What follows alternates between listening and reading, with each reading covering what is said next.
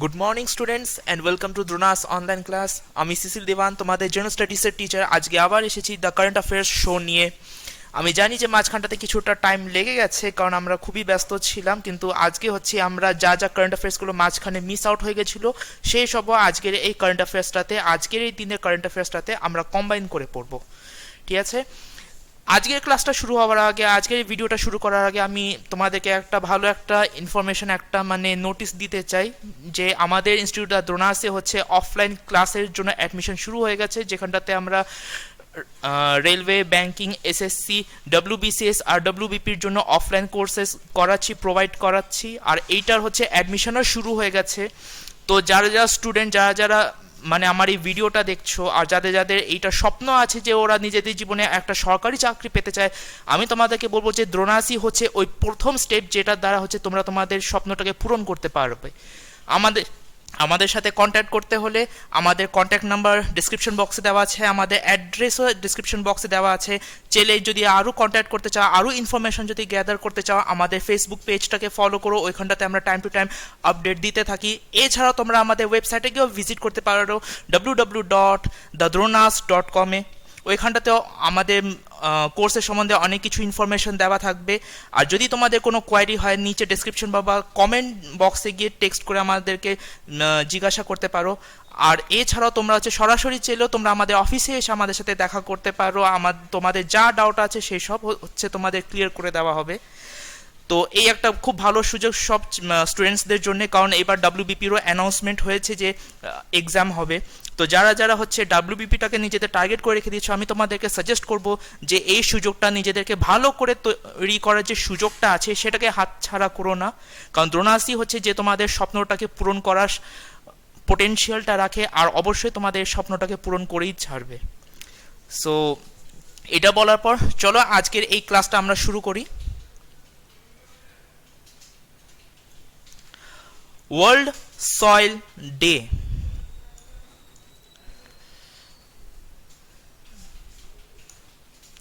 এটা জিওগ্রাফির point of view থেকে খুবই ইম্পর্টেন্ট। ওয়ার্ল্ড সয়েল ডে এটা কবে সেলিব্রেট করা হয়? The world soil day is celebrated every year on December 5 to raise awareness of the importance of soil quality for human well-being, food security and ecosystem.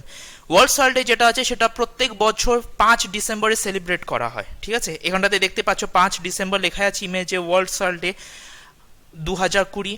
এইবার যে world soil data 5 ডিসেম্বরে celebrate করা হলো 2020-তে, এটা theme কি ছিল? আমি এর আগের ক্লাসে অনেকগুলো ভিডিওতে আমি বলেছি যে যে কোনো দিন সেই দিনে কি সেলিব্রেট করা হচ্ছে সেটা তো জানতেই হয়, প্লাস সেই দিনের থিমটা কি ছিল সেটা জানা খুবই দরকার, কারণ থিম থেকেও প্রশ্ন অনেকবার জিজ্ঞাসা করে। এইবার যে 5 ডিসেম্বরে 2020 যে ওয়ার্ল্ড সয়েল ডেটা সেলিব্রেট করা হয়েছে, এটার থিম ছিল keep soil alive, protect soil biodiversity. ঠিক আছে, এইটা হচ্ছে এটা থিম ছিল, মনে রেখো। আচ্ছা, ওয়ার্ল্ড সয়েল ডে এটাকে সেলিব্রেট কারা করে, মানে কারা অ্যানাউন্স করেছিল, ডিক্লেয়ার করেছিল যে আমরা ওয়ার্ল্ড সয়েল ডে 5 ডিসেম্বর আমরা এটাকে সেলিব্রেট করব? ফুড অ্যান্ড এগ্রিকালচার অর্গানাইজেশন, শর্টে যেটাকে আমরা ফাও বলি। ঠিক আছে, এরাই হচ্ছে এটাকে শুরু করেছিল, এরাই হচ্ছে এই ক্যাম্পেইনটাকে চালায়। আর এবারকার যে থিমটা ছিল keep soil alive and protect soil biodiversity, এই থিমটা নিয়ে হচ্ছে এবারকার ওয়ার্ল্ড সয়েল ডেটার ক্যাম্পেইনটা হচ্ছে চালানো হয়েছে। ঠিক আছে, চলো নেক্সট পয়েন্ট। এইটা তো খুবই ইম্পর্টেন্ট, এটা নিশ্চয়ই তোমরাও এইটা দেখেছো, এটা টিভিতেও দেখিয়েছিল।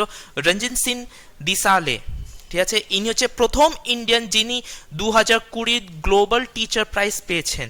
ঠিক আছে, দেখো, Ranjit Singh Disale became first Indian to win 2020 global teacher prize. ইনি হচ্ছে প্রথম ভারতীয় যিনি 2020 প্রথম মানে 2020 গ্লোবাল টিচার প্রাইজ পেয়েছে।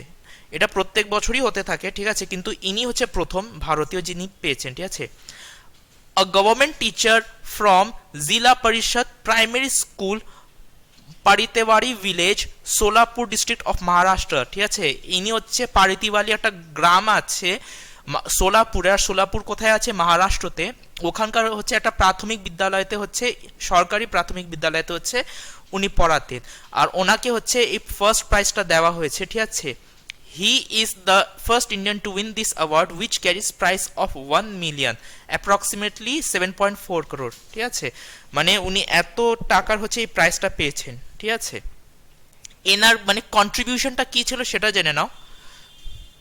32-year-old has won the annual Global Teacher Prize 2020 in recognition of his efforts to promote girls' education in his village and trigger a quick response QR-coded textbooks revolution in India. Actually any যে চেষ্টা করেছিলেন যে মেয়েদের জন্য যে শিক্ষা, যেটা girls education, এটাকে প্রমোট করা নিজের গ্রামটাতে যেখানটাতে উনি পড়াচ্ছিলেন। ঠিক আছে, তো গার্লস এডুকেশনটাকে প্রমোট করার ইনি খুব চেষ্টা করেছেন, এনার একটা বিশেষ যোগদান আছে। ঠিক আছে, এছাড়াও হচ্ছে ইনি যে হচ্ছে সরকারের যে টেক্সট বুকগুলো প্রোভাইড করা হতো সেটা হচ্ছে কিউআর কোড বানাতে সাহায্য করেছে। এখন এই কিউআর কোড দিয়ে কি হতো, এই কিউআর কোডটাকে স্ক্যান করে নিলে ওই টেক্সট বুকটাতে যদি কোনো যা যা লেসেন ছিল, ভাবো কোনো একটা ইংলিশ বুকের স্টোরি বা পোয়েম, সেই সবগুলো হচ্ছে কিউআর কোড দিয়ে কি হচ্ছে একটা অ্যাপ্লিকেশন ছিল, আর সেই অ্যাপ্লিকেশনটার দ্বারা এই পোয়েম বা এই স্টোরিগুলো হচ্ছে শোনা যেত। তো যারা স্টুডেন্টরা যাদের কাছে বই খাতা ছিল না, তারা বাড়িতে থেকেও কি হতো ওই পোয়েমগুলো বা টেক্সট বুকের গল্পগুলো হচ্ছে শুনতে পেত। He made an effort and added QR codes to textbook of primary classes, provide link to audio poems, video lectures, stories and assignments. ঠিক আছে, he also worked toward education for girls and teaching people about the ill effects of teenage marriage and helped them to achieve 100% attendance of girls.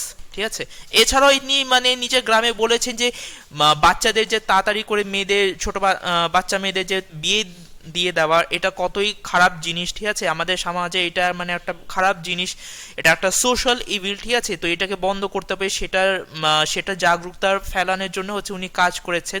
আর উনি কি করেছেন, নিজের গ্রামে হচ্ছে 100% girl attendance এটা achieve করেছে, মানে ওনার গ্রামে যত মেয়েরা আছে সবাইরা হচ্ছে স্কুলে যায়, এই হচ্ছে এনার achievement.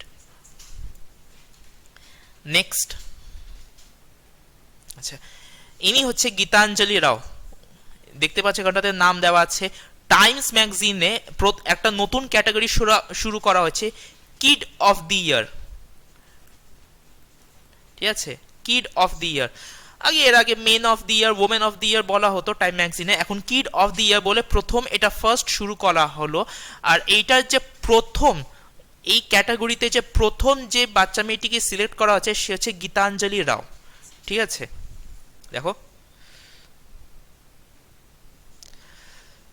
the Indian American young scientist and inventor Gitanjali Rao has been named for the first ever Kid of the Year by the iconic Time magazine. This is the first time that Time magazine has launched the Kids of the Year award. ঠিক আছে, এটা first time হচ্ছে যে time magazine এই অ্যাওয়ার্ডটা launch করেছে, ক্যাটাগরিটা launch করেছে। আর এটার মধ্যে হচ্ছে গীতাঞ্জলি রাও হচ্ছে প্রথম সে মেয়েটি। ঠিক আছে, এনার দেখে নাও কি বলছে এখানটাতে।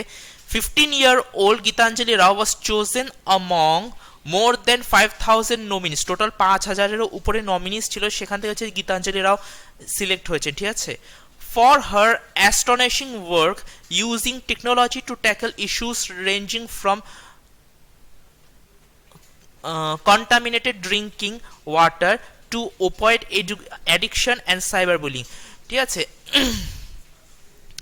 ইনি হচ্ছে মানে গীতাঞ্জলি রাও এ হচ্ছে টেকনোলজি দিয়ে একটা অ্যাপ তৈরি করেছে, যেখানটাতে হচ্ছে মেইনলি যারা টিনেজার্স তাদেরকে টার্গেট করেই অ্যাপটা লঞ্চ করেছে, যারা হচ্ছে ভালো মানে খাওয়ার জল পায় না, বা এমন ছেলেমেয়েরা যারা হচ্ছে ড্রাগ অ্যাডিকশনে বা সাইবার বুলি এইসব ফেস করতে থাকে, তো তাদের সাহায্য করার জন্য ও একটা অ্যাপ বের করছিল। তার জন্যে ওর এই এফোর্টটার জন্য হচ্ছে okay kid of the year award দেওয়া হয়েছে। ঠিক আছে,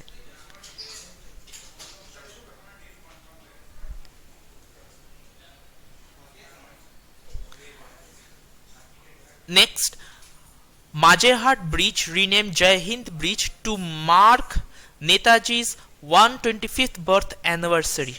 ঠিক আছে, এটা হচ্ছে মাঝেরহাট ব্রিজ, এটা কলকাতাতে আছে। ঠিক আছে, এটার আবার নতুন করে নাম করা হয়েছে জয় হিন্দ ব্রিজ বলে।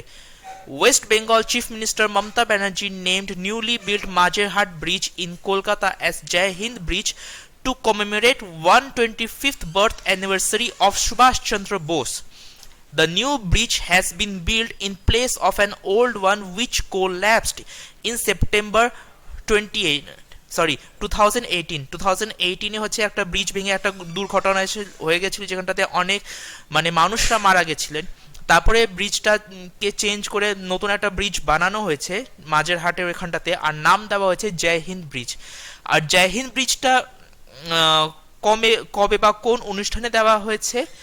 125, ঠিক আছে, বার্থ অ্যানিভার্সারি, নেতাজি সুভাষচন্দ্র বোসের যে বার্থ অ্যানিভার্সারি ছিল 125, সেই সময় হচ্ছে এই ব্রিজটার নাম হচ্ছে জয় হিন্দ ব্রিজ দেওয়া হয়েছে। প্রশ্ন জিজ্ঞাসা করে যে জয় হিন্দ ব্রিজ এটা কোন অনুষ্ঠানে বা কোন দিনে হচ্ছে দেওয়া হয়েছে, ঠিক আছে? তো মনে রাখবে 25th birth anniversary of Subhash Chandra Bose, এটা 125th, ঠিক আছে, sorry 125th birth anniversary of Subhash Chandra Bose, এটা খুবই ইম্পর্টেন্ট। আচ্ছা, next world civil aviation day 7 December. ইমেজটাতে দেখতে পাচ্ছ এখানটাতে দেওয়া আছে 7 ডিসেম্বর, ঠিক আছে।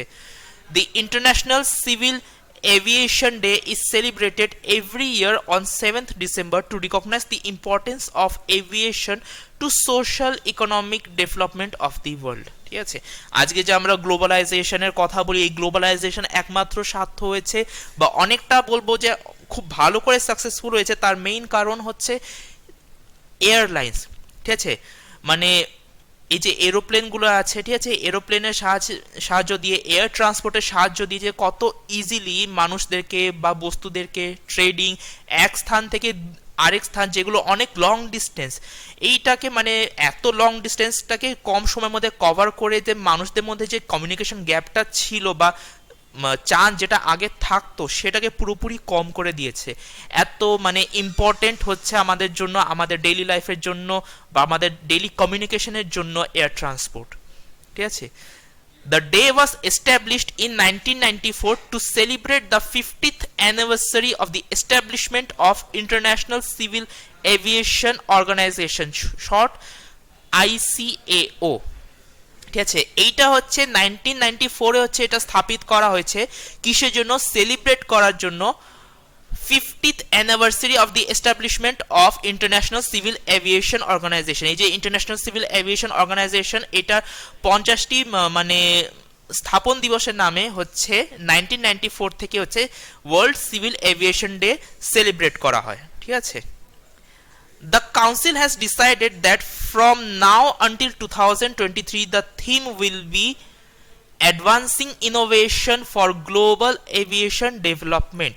মানে 2020 থেকে 2023 পর্যন্ত, ঠিক আছে, যখনই world aviation civil aviation day celebrate করা হবে, থিমটা সেম থাকবে। আর থিমটা কি হচ্ছে? Advancing innovation for global aviation development, এই থিমটাই থাকবে, ঠিক আছে। নেক্সট, ভেটারান বেঙ্গলি অ্যাক্টর মানু মুখার্জি পাস অ্যাওয়ে, ঠিক আছে। ইনি হচ্ছে মানু মুখার্জি, যিনি রিসেন্টলি মারা গেছেন। ভেটারান বেঙ্গলি অ্যাক্টর মানু Mukherjee passes away. He started his film career with Mrinal সেনস নীল আকাশের নিচে। ওকে, ইনি যে মানু মুখার্জি যে ছিলেন, উনি হচ্ছেন ওনার প্রথম মুভির যেটা নাম বলছে নীল আকাশের নিচে, যেটা 1958-এ রিলিজ হয়েছিল, ঠিক আছে। The actor is best remembered for his role in Satyajit Ray's Joi Baba Felunath, ঠিক আছে, জয় বাবা ফেলুনাথের মধ্যে ওনার রোল ছিল। And Ganashatru, he also been part of children's fantasy Patal Ghar, উনি পাতাল ঘর যে ফ্যান্টাসি ফিল্ম সেটাতে হচ্ছে উনি পার্ট করেছিলেন, ঠিক আছে। Next,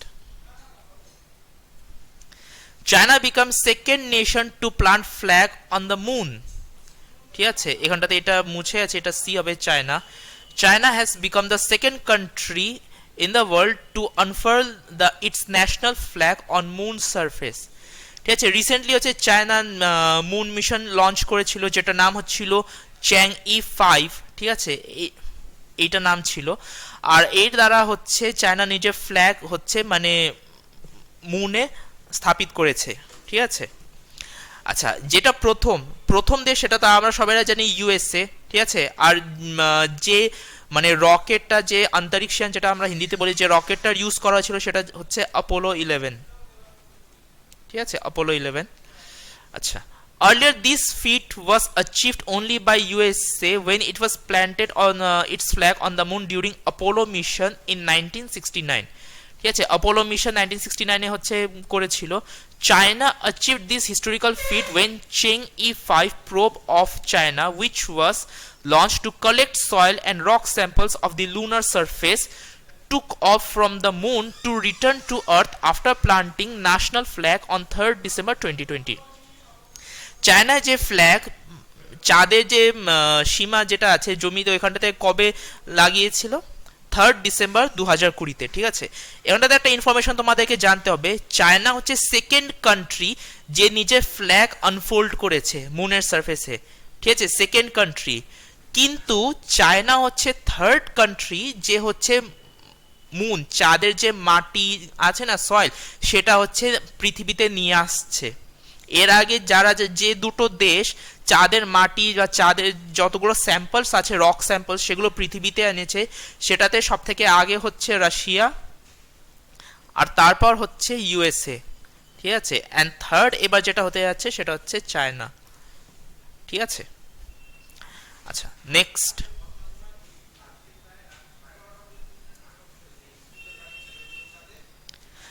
Serum Institute's Adar Poonawalla named as one of the 6 Asians of the year, ঠিক আছে। ইনি হচ্ছেন আদার পুনাওয়ালা, ঠিক আছে, chief executive officer of Poona based Serum Institute of India. এনার যে কোম্পানি, যেটার নাম হচ্ছে সিরাম ইনস্টিটিউট অফ ইন্ডিয়া, এই ইনস্টিটিউট যে সে হচ্ছে কোভিড-19-এর জন্য ভ্যাকসিন ইন্ডিয়াতে তৈরি করা হচ্ছে, ঠিক আছে, has been named among 6 the Straits Times Asian of the year for 2020 by Singapore's leading daily, ঠিক আছে।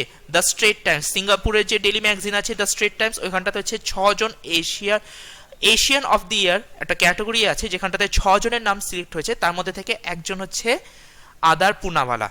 এছাড়া অন্য যে 5 জন আছে যারা যারা এইটাতে সিলেক্ট হয়েছিল, একজন হচ্ছে চাইনিজ রিসার্চার জাং ইয়ংজেন, একজন হচ্ছে চাইনিজ জেনারেল ম্যানেজার, আমি এখানটাতে লিখে দিই নামটা, একজন হয়ে গেল জাং ইয়ং জেন, ঠিক আছে। আরেকজন হচ্ছে চায়নারই হচ্ছে মেজর জেনারেল, ঠিক আছে, চেন উই। থার্ড হচ্ছে জাপানের একজন ডক্টর রিউচি মরিশিতো।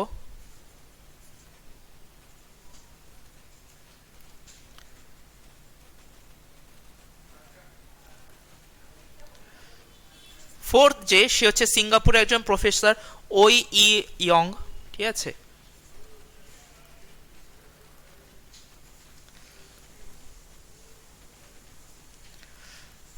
পাঁচ নম্বর হচ্ছে সাউথ কোরিয়ার একজন বিজনেসম্যান যার নাম হচ্ছে সিও জং জিন।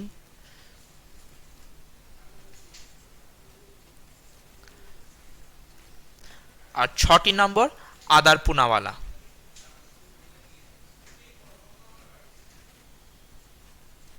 ঠিক আছে, 6 জন হয়ে গেল।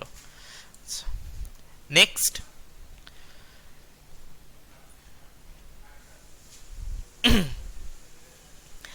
RTGS system to be available 24/7 basis from 14th December, ঠিক আছে। রিজার্ভ ব্যাংক হচ্ছে রিসেন্টলি অ্যানাউন্স করেছে যে আরটিজিএস, যেটাকে আমরা বলি রিয়েল টাইম গ্রস সেটেলমেন্ট, ঠিক আছে, এইটা হচ্ছে 24 আওয়ার্স চলবে এবার থেকে, ঠিক আছে। কবে থেকে এটা শুরু হচ্ছে? 14th ডিসেম্বর থেকে।